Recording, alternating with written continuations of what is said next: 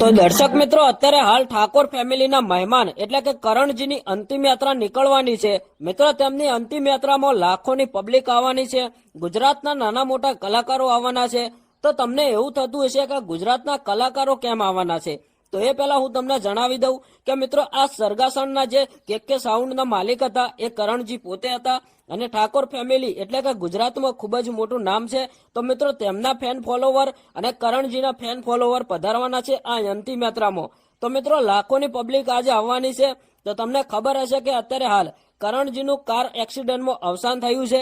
અને તમને બધાને એવું લાગતું હશે કે આ અવસાન કેવી રીતે થયું, તો હું તમને એ પણ જણાવી દઉં. મિત્રો, કરણજી પોતે અને ગાંધીનગરના બીજા 4 મિત્રો એમ કરીને મિત્રો 5 મિત્રો કેદારનાથ દર્શન કરવા માટે નીકળે છે.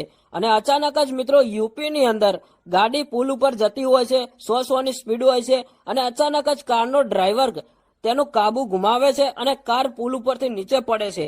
અને મિત્રો, ઘટના સ્થળે 4 લોકોના અવસાન થાય છે અને એક ઘાયલ થઈ જાય છે. તો મિત્રો, તેને તાત્કાલિક દવાખાને હાજર કરવામાં આવે છે અને કરણજીનું ઘટના સ્થળે અવસાન થાય છે. દર્શક મિત્રો, અત્યારે હાલ આ કરણજીની અંતિમ યાત્રામાં લાખોની પબ્લિક જોડાવાની છે અને ગુજરાતના નાના મોટા કલાકારો આવવાના છે.